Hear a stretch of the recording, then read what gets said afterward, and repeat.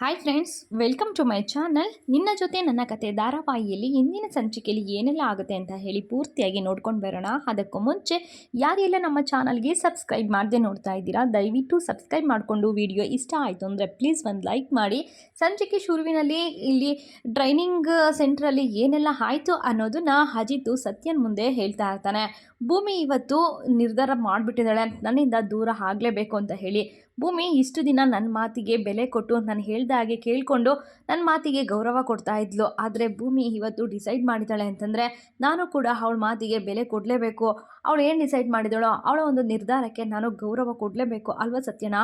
ಇಷ್ಟು ದಿನ ಭೂಮಿ 1 ವರ್ಷ ಕಾಂಟ್ರಾಕ್ಟ್ ಅಂತ ಹೇಳಿ ನನ್ನ ಜೊತೆಗಿದ್ಲು. ಅದು ಮುಗಿದ ಮೇಲೂ ಕೂಡ 1 ತಿಂಗಳು ಅವಧಿನ ಮತ್ತೆ ನಾನು ಅವಳಿಗೆ ಕೇಳಿದ್ದಕ್ಕೆ ಸರಿ ಅಂತ ಹೇಳಿ ಒಪ್ಪಿಗೆ ಕೊಟ್ಟು ನನ್ನ ಜೊತೆ ಇದ್ಲು ಸತ್ಯನಾ. ಎಷ್ಟೇ ಕಷ್ಟ ಬಂದ್ರೂ ಕೂಡ ಆ ಎಲ್ಲ ಕಷ್ಟನ ನುಂಗ್ಕೊಂಡು ಅವಳು ನನ್ನ ಜೊತೆ ಇದ್ಲು. ಇವತ್ತು ಅವಳು ಈ ಒಂದು ಟ್ರೈನಿಂಗ್ ಮೂಲಕ ನನ್ನಿಂದ ದೂರ ಆಗಬೇಕು ಅಂತ ಹೇಳಿ ಡಿಸೈಡ್ ಮಾಡಿದ್ದಾಳೆ ಅಂತಂದರೆ ಇದರಿಂದ ಏನೋ ಬಲವಾದ ಕಾರಣ ಇರುತ್ತೆ ಅನ್ನೋದನ್ನ ನಾವು ಅರ್ಥ ಮಾಡ್ಕೋಬೇಕು ಅಂತ ಹೇಳಿಬಿಟ್ಟು ಹೇಳ್ತಾ ಇರ್ತಾರೆ. ಈ ಮಾತನ್ನು ಕೇಳಿಸ್ಕೊಂಡಂತಹ ಅಜಿತ್ಗೆ ಅನ್ಸೋದಕ್ಕೆ ಶುರುವಾಗುತ್ತೆ, ಒಬ್ರ ಮೇಲೆ ಒಬ್ಬರು ಎಷ್ಟೊಂದು ಪ್ರೀತಿ ಇಟ್ಕೊಂಡಿದ್ದೀರಾ, ಒಬ್ರನ್ನ ಕಂಡ್ರೆ ಒಬ್ಬರಿಗೆ ಎಷ್ಟೊಂದು ಗೌರವ ಇದೆ, ಆದರೆ ನಿಮಗೆ ಅದು ಯಾಕೆ ಅರ್ಥ ಆಗ್ತಿಲ್ಲ ಅಂತ ಹೇಳಿ ಸತ್ಯ ಹೇಳೋದಕ್ಕೆ ಬಂದಾಗ, ಸತ್ಯನ ಮತ್ತೆ ಇನ್ನೊಂದು ಮಾತಾಡಬೇಡಿ, ಎಷ್ಟು ಸಲ ಹೇಳಿ ನಾನು ಪ್ರೀತಿ ಇದೆ ಅಂತ ಹೇಳಿ ಹೇಳ್ಬೇಡಿ ಅಂತ. ನನಗೆ ಯಾವುದೇ ರೀತಿ ಅವಳ ಮೇಲೆ ಪ್ರೀತಿ ಇಲ್ಲ, ಅವಳ ಮೇಲೆ ಇರೋದು ಗೌರವ, ಅದನ್ನು ನೀವು ಅರ್ಥ ಮಾಡ್ಕೊಳ್ಳಿ. ಪದೇ ಪದೇ ಈ ರೀತಿ ಹೇಳಿ ನನಗೆ ಇರಿಟೇಟ್ ಮಾಡಬೇಡಿ ಅಂತ ಹೇಳಿಬಿಟ್ಟು ಸತ್ಯನ್ಗೂ ಸಹ ಅಜಿತ್ ಬೈತಾನೆ. ಸತ್ಯ, ನನಗೆ ನಿಮ್ಮಿಂದ ಒಂದು ಸಹಾಯ ಆಗಬೇಕು, ನೀವು ಸಹಾಯ ಮಾಡ್ತೀರಾ ಅಂತ ಹೇಳಿ ಕೇಳಿದಾಗ ಏನು ಮಾಡಬೇಕು ಅಂತ ಹೇಳಪ್ಪ ಅಂತ ಹೇಳಿ ಸತ್ಯನು ಕೂಡ ಹೇಳ್ತಾರೆ. ನೀವು ನನ್ನನ್ನು ಭೂಮಿನ ಒಂದು ಮಾಡೋದಕ್ಕೆ ತುಂಬಾ ಪ್ಲ್ಯಾನ್ಗಳು ಮಾಡಿದ್ದೀರಾ ಅಂತ ಹೇಳಿ ನನಗೆ ಗೊತ್ತು. ಈಗ ನನಗೆ ನೀವು ಇನ್ನೊಂದು ಪ್ಲ್ಯಾನ್ ಮಾಡಲೇಬೇಕು. ಅದೇ ರೀತಿ ನಮ್ಮಮ್ಮನಿಗೆ ನಂದು ಭೂಮಿದು ನಿಜವಾದ ಮದುವೆ ಅಲ್ಲ, ನಾನು ಮದುವೆ ಆಗಿದ್ದು ಅವಳನ್ನ 1 ವರ್ಷಕ್ಕೋಸ್ಕರ, 1 ವರ್ಷದ ಕಾಂಟ್ರಾಕ್ಟ್ ಮದುವೆ ನಮ್ಮಿಬ್ರದ್ದು ಅಂತ ಹೇಳಿ ನಾನಿವಾಗ ನಮ್ಮಮ್ಮನಿಗೆ ಹೇಳಲೇಬೇಕು. ನೋಡಿದ್ಯಲ್ಲ ಇದಕ್ಕೂ ಮುಂಚೆ ನಮ್ಮಮ್ಮ ಹೇಗೆಲ್ಲ ಆಳಿದ್ಲು ಅಂತ ಹೇಳಿ. ನಮ್ಮಮ್ಮ ಅವಳನ್ನ ಸೊಸೆ ಅಂತ ಹೇಳಿ ತುಂಬಾ ಹಚ್ಕೊಂಡಿದ್ದಾರೆ. ನನ್ನ ಸೊಸೆ ಎಷ್ಟೊತ್ತಿಗೆ ನನ್ನ ಮನೆಗೆ ಬರ್ತಾರೋ ಅಂತ ಹೇಳಿ ನನ್ನಮ್ಮ ಕಾಯ್ತಾ ಇದ್ದಾರೆ. ಅವಳಿಗೆ ನಾನು ಹೋಗಿ ಹೇಗೆ ಮುಖ ತೋರಿಸ್ಕೊಂಡು ನಾನು ಇಷ್ಟು ದಿವಸ ಮಾಡಿದ್ದು ನಾಟಕ ಅಂತ ಹೇಳಬೇಕು ಅಂತ ಗೊತ್ತಾಗ್ತಾ ಇಲ್ಲ ಸತ್ಯನಾ. ಅದಕ್ಕೋಸ್ಕರ ನಾನು ನಿಮ್ಮ ಹತ್ರ ಬೇಡ್ಕೊಳ್ತಾ ಇದ್ದೀನಿ, ನನ್ನ ಮತ್ತು ಭೂಮಿ ಮದುವೆ ನಿಜವಾದ ಮದುವೆ ಅಲ್ಲ, ಇವಳು ನನ್ನ ನಿಜವಾದ ಹೆಂಡತಿ ಅಲ್ಲ, 1 ವರ್ಷಕ್ಕೋಸ್ಕರ ನನ್ನ ಹೆಂಡತಿಯಾಗಿ ಬಂದಿರೋದು ಅನ್ನೋದನ್ನ ನಮ್ಮಮ್ಮನಿಗೆ ಏನಾದರೂ ಮಾಡಿ ಸೂಕ್ಷ್ಮೆಯಿಂದ ನಾನು ತಿಳಿಸ್ಬೇಕು. ಆ ರೀತಿ ಪ್ಲ್ಯಾನ್ ಮಾಡಿಕೊಡಿ ಸತ್ಯನಾ, ಪ್ಲೀಸ್ ಸತ್ಯನಾ ಅಂತ ಹೇಳಿಬಿಟ್ಟು ಈ ಕಡೆ ಅಜಿತ್ ಸತ್ಯನ ಕೈ ಹಿಡ್ಕೊಂಡು ಗೋಗರಿಯೋದಕ್ಕೆ ಶುರು ಮಾಡ್ತಾರೆ. ಇದನ್ನು ನೋಡಿಬಿಟ್ಟು ಸತ್ಯನು ಕೂಡ ಸರಿ ಆಯಿತು, ಏನಾದರೂ ಒಂದು ಮಾಡೋಣ ಅಂತ ಹೇಳಿಬಿಟ್ಟು ಅವನಿಗೆ ಇಷ್ಟ ಇಲ್ಲ ಅಂದ್ರೂ ಕೂಡ ಭೂಮಿ ಮತ್ತು ಅಜಿತನ್ನ ದೂರ ಮಾಡೋದಕ್ಕೆ ಪ್ರಯತ್ನ ಪಡ್ತೀನಿ ಅಂತ ಹೇಳಿರ್ತಾರೆ. ಆದರೆ ಈ ಕಡೆ ಹಾಸ್ಟೆಲಲ್ಲಿ ಭೂಮಿನೂ ಕೂಡ ಮಲ್ಕೊಂಡಿರ್ತಾಳೆ. ಅವಳಿಗೆ ನಿದ್ದೆ ಬರ್ತಾ ಇರೋದಿಲ್ಲ. ಎಲ್ಲ ಬೆಡ್ಡಲ್ಲೂ ಕೂಡ ಅವ್ರ ಪಾಡಿಗೆ ಅವರು ನಿದ್ದೆ ಮಾಡ್ತಾ ಇದ್ರೆ ಈ ಭೂಮಿಗೆ ಅಜಿತಂದೇ ನೆನಪು. ಅಜಿತ್ ಬೈದಿರೋ ಮಾತುಗಳು ಅವಳಿಗೆ ನಿದ್ದೆ ಮಾಡೋದಕ್ಕೆ ಬಿಡ್ತಾ ಇರೋದಿಲ್ಲ. ನಿನಗೇನು ಕೊಬ್ಬು ಜಾಸ್ತಿ ಆಗಿದೆಯಾ? ಎಲ್ಲರೂ ಕೂಡ ಕಷ್ಟಪಟ್ಟು ಟ್ರೈನಿಂಗ್ನ ಅಟೆಂಡ್ ಮಾಡಿ ಎಲ್ಲರೂ ಕಷ್ಟಪಡ್ತಾ ಇಲ್ವಾ? ನಿನ್ನ ಕಣ್ಣಿಗೆ ಅದು ಕಾಣಿಸ್ತಾ ಇಲ್ವಾ? ನೀನು ಯಾಕೆ ಈ ರೀತಿ ಲೇಜಿತನ ಮಾಡ್ತಾ ಇದೆಯಾ?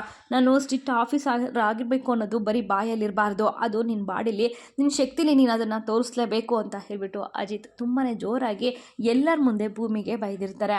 ಆ ಮಾತನ್ನು ಭೂಮಿ ನೆನಪು ಮಾಡಿಕೊಂಡು ಡಗರ್ನಂಗೆ ಎದ್ದು ಕೂತ್ಕೊಂಡ್ಬಿಡ್ತಾಳೆ.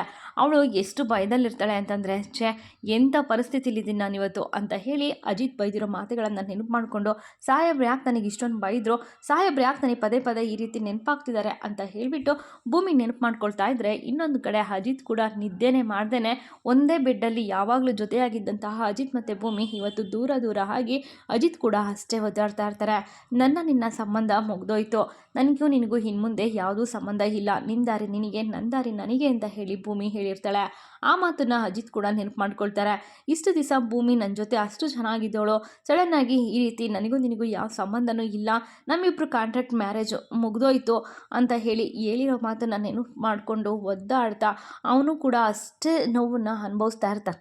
ಇನ್ನು ಮುಂದೆ ನೀವು ನನ್ನನ್ನು ನೋಡೋದಕ್ಕೆ ಬರೋ ಅವಶ್ಯಕತೆ ಇಲ್ಲ ಸಾಹೇಬ್ರೆ, ಯಾವ್ಯಾವುದೋ ನೆಪ ಇಟ್ಕೊಂಡು ನನ್ನನ್ನು ನೋಡೋದಕ್ಕೆ ಬರಬೇಡಿ, ಗುಡ್ ಬಾಯ್ ಅಂತ ಹೇಳಿಬಿಟ್ಟು ಭೂಮಿ ಹೇಳಿರ್ತಾಳೆ. ಈ ಮಾತನ್ನು ನೆನಪು ಮಾಡಿಕೊಂಡು, ನಾನು ನಿನಗೆ ಬೈದೆ ಅಂತ ಹೇಳಿ ಇವತ್ತು ನನ್ನ ಮೇಲೆ ನಿನಗೆ ಕೋಪ ಬಂದಿದೆ ಅಂತ ನನಗೆ ಗೊತ್ತು ಭೂಮಿ, ನಾನು ನಿನ್ನನ್ನು ಸುಮ್ಮನೆ ಬೈಲಿಲ್ಲ, ನಾನು ಬೈದಿರೋ ಉದ್ದೇಶನೇ ಬೇರೆ, ನಿನ್ನ ಕನಸು ಈಡೇರಬೇಕು ಅಂತಂದರೆ ನಾನಿವತ್ತು ನಿನ್ನ ಜೊತೆ ಆ ರೀತಿ ನೆಟ್ಕೊಳ್ಳೇಬೇಕಾಯಿತು ಅಂತ ಹೇಳಿಬಿಟ್ಟು ಈ ಕಡೆ ಅಜಿತ್ ಕೂಡ ಮನಸಲ್ಲೇ ಮಾತಾಡ್ತಾ ಇದ್ರೆ, ಇನ್ನೊಂದು ಕಡೆ ಭೂಮಿನೂ ಕೂಡ ಸಾಹೇಬ್ರು ತುಂಬಾ ಕೆಟ್ಟದಾಗಿ ನನ್ನ ಹತ್ರ ಇಟ್ಕೊಂಡ್ಬಿಟ್ರು.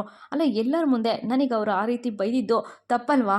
ಎಲ್ಲರೂ ತಪ್ಪು ಮಾಡಲಿಲ್ವಾ? ನಾನೊಬ್ಳೇನ ತಪ್ಪು ಮಾಡಿದ್ದು ಅಂತ ಹೇಳಿಬಿಟ್ಟು ಭೂಮಿ ಮನಸ್ಸಲ್ಲೇ ಅಂದ್ಕೊಳ್ತಾ ಇರಬೇಕಾದ್ರೆ ಇನ್ನೊಂದು ಕಡೆ ಅಜಿತ್ತು ಬೇರೆ ಯಾರ ಬಗ್ಗೆನೂ ನನಗೆ ಚಿಂತೆ ಇಲ್ಲ, ಬೇರೆ ಯಾರೂ ಕೂಡ ನನಗೆ ಇಂಪಾರ್ಟೆಂಟ್ ಅಲ್ಲ ಭೂಮಿ, ನನಗೆ ನೀನು ಮಾತ್ರ ಇಂಪಾರ್ಟೆಂಟು. ನೀನು ಚೆನ್ನಾಗಿ ಪರ್ಫಾರ್ಮೆನ್ಸ್ ಮಾಡಬೇಕು, ನಿನ್ನ ಕನಸನ್ನು ನೀನು ನನಸು ಮಾಡ್ಕೊಳ್ಳೇಬೇಕು ಅಂತ ಹೇಳಿಬಿಟ್ಟು ಅಜಿತ್ ಮನಸ್ಸಲ್ಲೇ ಅಂದ್ಕೊಳ್ತಾ ಇದ್ದರೆ, ಇಲ್ಲ ಸಾಹೇಬರು ಎಲ್ಲರ ಮುಂದೆ ನನಗೆ ಅವಮಾನ ಮಾಡಿದರು, ನಾನು ಒಬ್ಬಳೇನ ತಪ್ಪು ಮಾಡಿದ್ದು, ಇವರೆಲ್ಲರೂ ತಪ್ಪು ಮಾಡಲೇ ಇಲ್ವಾ? ನನಗೆ ಮಾತ್ರ ಟಾರ್ಗೆಟ್ ಮಾಡಿ ಸಾಹೇಬರು ಬೈದಿದ್ದು ತಪ್ಪು, ನಾನು ಇದನ್ನು ಕ್ಷಮಿಸೋದೇ ಇಲ್ಲ ಅಂತ ಹೇಳಿ ಭೂಮಿ ಅಂದ್ಕೊಳ್ತಾ ಇದ್ದರೆ, ಈ ಕಡೆ ಅಜಿತ್ ಕೂಡ ಭೂಮಿ ನೀನು ನಿನ್ನ ಕನಸನ್ನು ಏನು ಅಂತ ಹೇಳಿ ನೀನುಗೆ ನೆನಪು ಮಾಡಲೇಬೇಕು, ನಾನು ಅದಕ್ಕೋಸ್ಕರ ನಾನು ಈ ರೀತಿ ಬೈದಿದ್ದು. ಎಷ್ಟೋ ಹೆಣ್ಮಕ್ಳ ಕನಸು ಭೂಮಿ ಇದು, ಇವತ್ತು ನೀನು ಮಾಡೋದಕ್ಕೆ ಹೊರಟಿರೋದು. ಎಷ್ಟೋ ಹೆಣ್ಮಕ್ಳಿಗೆ ನೀನು ಸ್ಫೂರ್ತಿ ಆಗಬೇಕು, ಎಷ್ಟೋ ಹೆಣ್ಮಕ್ಳ ಕೈಯಲ್ಲಿ ಸಾಧನೆ ಮಾಡೋದಕ್ಕೆ ಆಗದೆ ಇರೋದು ನಿನ್ನ ಕೈಯಲ್ಲಿ ಸಾಧನೆ ಮಾಡೋಕ್ಕಾಗುತ್ತೆ. ನಾಳೆ ಒಂದಿನ ನೀನು ದೊಡ್ಡ ಮಟ್ಟಕ್ಕೆ ಬೆಳಿಬೇಕು, ಅದು ನನ್ನ ಆಸೆ ಭೂಮಿ. ನಿನ್ನ ಆಸೆನ ಈಡೇರಿಸಬೇಕು ಅನ್ನೋದಷ್ಟೇ ನನ್ನ ಉದ್ದೇಶ. ನೀನು ಯಾವುದೇ ಕಾರಣಕ್ಕೂ ಈ ಗೆಲುವನ್ನು ಬಿಟ್ಟು ಕೊಡಬಾರ್ದು ಭೂಮಿ. ನಿನ್ನ ಗೆಲುವು ಏನು ಅನ್ನೋದು, ನಿನ್ನ ಶಕ್ತಿ ಏನು ಅನ್ನೋದು ನಿನಗೆ ಗೊತ್ತಿದೆ ಭೂಮಿ ಚೆನ್ನಾಗಿ, ಅದನ್ನು ಪದೇ ಪದೇ ಅರ್ಥ ಮಾಡಿಸೋ ಅವಶ್ಯಕತೆ ನನಗಿಲ್ಲ ಅಂತ ಅಂದ್ಕೊಳ್ತೀನಿ ಅಂತ ಹೇಳಿಬಿಟ್ಟು ಅಜಿತ್ ಕೂಡ ಅಂದ್ಕೊಳ್ತಾ ಇರ್ತಾರೆ. ಭೂಮಿ ತುಂಬಾ ಸ್ಟ್ರಾಂಗ್ ಆಗಿರೋ ಹುಡುಗಿ ಅಂತ ಹೇಳಿ ಅಜಿತ್ ಅಂದ್ಕೊಳ್ತಾ ಇದ್ದರೆ, ಇನ್ನೊಂದು ಕಡೆ ಹೌದು ನಾನಿವತ್ತು ಅವ್ರ ಬಗ್ಗೆ ಯೋಚನೆ ಮಾಡೋದಿಲ್ಲ, ಇನ್ನು ಮುಂದೆ ನನ್ನ ಕನಸೇನು, ನನ್ನ ಕೆಲಸ ಏನು, ನನ್ನ ಗುರಿ ಏನು ಅದ್ರ ಬಗ್ಗೆ ಮಾತ್ರ ಯೋಚನೆ ಮಾಡ್ತೀನಿ, ನಾನು ಕನಸನ್ನು ಇರಿಸ್ಕೊಳ್ತೀನಿ ಅಂತ ಹೇಳಿ ಭೂಮಿ ಹೇಳ್ತಾ ಇದ್ದರೆ, ಹೌದು ನಾನು ಬೇಡದೇ ಇರೋ ವಿಷಯದ ಬಗ್ಗೆ ನಾನು ತಲೆಕೆಡಿಸ್ಕೊಳ್ಳೋದಿಲ್ಲ, ಇನ್ನು ಮುಂದೆ ನಾನಾಯಿತು, ನನ್ನ ಕುಟುಂಬ ಆಯಿತು, ನನ್ನ ಕೆಲಸ ಆಯಿತು ಅನ್ನೋದ್ರ ಕಡೆ ಮಾತ್ರ ನಾನು ಗಮನ ಕೊಡ್ತೀನಿ ಅಂತ ಹೇಳಿಬಿಟ್ಟು ಅಜಿತ್ ಕೂಡ ಹೇಳ್ತಾ ಇದ್ದರೆ, ಅದೇ ರೀತಿ ಈ ಭೂಮಿನೂ ಕೂಡ ಹೌದು, ನನ್ನ ಭಾಗ್ಯವನ್ನು ನಾನು ಹೇಗೆ ಬಿಡಿಸ್ಬೇಕು ಅನ್ನೋದು ನನಗೆ ಚೆನ್ನಾಗಿ ಗೊತ್ತಿದೆ. ಯಾರ ಸಹಾಯನೂ ಇಲ್ಲದೇ ನಾನು ನನ್ನ ಕನಸನ್ನು ಈಡೇರಿಸ್ಕೊಂಡು ನನ್ನ ಕಾಲ ಮೇಲೆ ನಾನು ನಿಂತ್ಕೊಂಡು ನನ್ನ ಭಾಗ್ಯವನ್ನು ನಾನು ಬಿಡಿಸ್ಕೊಳ್ತೀನಿ ಅಂತ ಹೇಳಿಬಿಟ್ಟು ನಾನು ಇನ್ನು ಮುಂದೆ ಯಾರ ಬಗ್ಗೆನೂ ಯೋಚನೆ ಮಾಡಲ್ಲ, ಯಾರೂ ಬೇಕಾಗಿಲ್ಲ ನನಗೆ, ಒಂಟಿಯಾಗೆ ಹೋರಾಡ್ತೀನಿ, ಒಂಟಿಯಾಗೆ ಎಲ್ಲರನ್ನೂ ಕೂಡ ಜಯಿಸ್ತೀನಿ ಅಂತ ಹೇಳಿಬಿಟ್ಟು ಭೂಮಿನೂ ಕೂಡ ತುಂಬಾ ಸ್ಟ್ರಾಂಗ್ ಆಗಿ ಪಣ ತೊಟ್ಟು ನಿಂತ್ಕೊಳ್ಳೋದಕ್ಕೆ ಶುರು ಮಾಡ್ತಾಳೆ. ಒಂದು ಕಡೆ ಅಜಿತ್ ಆ ರೀತಿ ಯೋಚನೆ ಮಾಡ್ತಾ ಇದ್ದರೆ, ಇನ್ನೊಂದು ಕಡೆ ಈ ಭೂಮಿನೂ ಕೂಡ ಅದೇ ರೀತಿ ಯೋಚನೆ ಮಾಡ್ತಾ ಇರ್ತಾರೆ.